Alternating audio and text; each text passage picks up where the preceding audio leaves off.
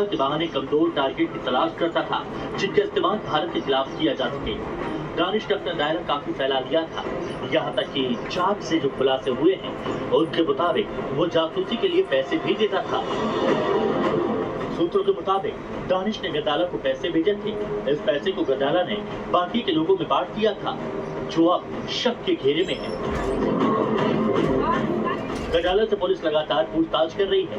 पता किया जा रहा है कि गजाला को दानिश से कब और कितने पैसे मिले थे, इसका जरिया क्या था और गजाला ने ये पैसे किसको बांटे। और ये पाकिस्तानी जासूस का कबूलनामा सुनिए। मोहम्मद तारिक को नूह से पकड़ा गया था। ये नूह से पकड़ा गया दूसरा पाक जासूस था। ये मान रहा है कि पहले वीजा में कमीशन खोरी के जरिए उसे पैसा दिया गया, लेकिन बाद में कहा गया कि अब जासूसी करनी पड़ेगी, जिसके बदले लाखों रुपए मिलेंगे। पाकिस्तान चला गया, 10 दिन रुक के घर पे और पाकिस्तान चला गया। पाकिस्तान से जब मैं आया वापसी तो उसकी मेरे पास कॉल आई दोबारा आने के बाद में, तो वो बोला कि काम करना है तुझे, वीजे के लिए जो कोई बंदर है ना, तो उससे किसी से 8,000 10,000 ऐसे पैसा कहे करे और बंदा भेज दे करे, आधा पैसा तू ले लेकर आधा मैं दे करूँगा और दोनों का मांगा पैसा। मैंने भी ठीक है, फिर 8-10 बंदा भेजा हमने, दोनों ने आधा पैसा कर लिया हमने। प्रोफेसर अली की गिरफ्तारी नाजायज है, जिस तरीके से बात की जा रही है कि उनका कहना तोड़ मरोड़ कर गलत तरीके से समझा गया, जिसके तहत ये कार्रवाई हो गई है। दूसरा सवाल, क्या सरकार पर सवाल उठाना देश का विरोध है?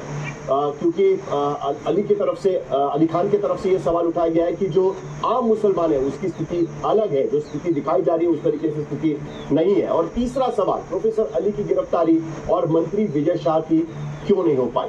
क्योंकि फिलहाल तो सुप्रीम कोर्ट ने उस पर पाबंदी लगाई है, रोक लगाई है, फिलहाल उस पर सुनवाई होगी, लेकिन उनकी गिरफ्तारी नहीं हो पाई, जबकि हाईकोर्ट के आदेश के बाद उनके खिलाफ भी FIR किया गया था।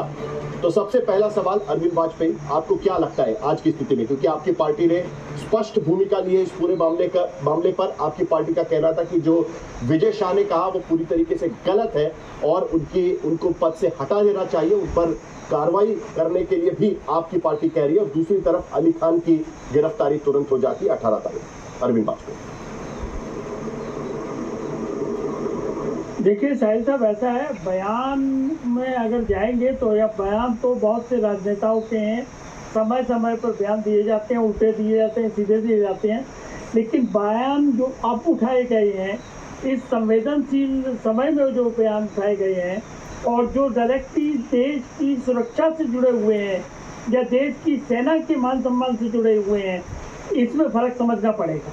और जहाँ तक मंत्री के बयान का सवाल है, वो चिराग पासवान जी ने जो स्टैंड लिया वही पार्टी का स्टैंड है, वही हम सब लोगों का स्टैंड है।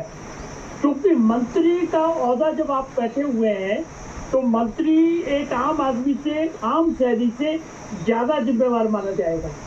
संविधान की शपथ लेके मंत्री बनते हैं, आपके कंधों पर ज़्यादा रिस्पॉन्सिबिलिटी होती है। लेकिन इसके साथ साथ एक बात और है कि मंत्री भी एक व्यक्ति है, और व्यक्ति, क्योंकि मंत्रियों को कोई इम्यूनिटी नहीं मिली हुई है प्रोसिक्यूशन से, तो मंत्री को भी अगर कोई क्राइम करेगा तो मंत्री भी सजा का हकदार है, मंत्री के खिलाफ भी कानून अपना काम करेगा।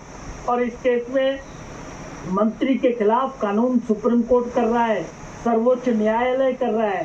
सर्वोच्च न्यायालय ने SIT अपॉइंट कर दी है, FIR ऑलरेडी रजिस्टर्ड है। तो जो क्राइम करने के कॉन्सिक्वेंसेज होते हैं वो फॉलो करेंगे। अब आप कहेंगे कि आपकी मॉरल कहाँ गया? मॉरलिटी भी तो कोई चीज़ होती है ना। तो देखिए, मॉरलिटी का पार्टी जाने और वो मंत्री जाने, बीजेपी उस पर कब कार्रवाई करेगी, क्या कार्रवाई करेगी।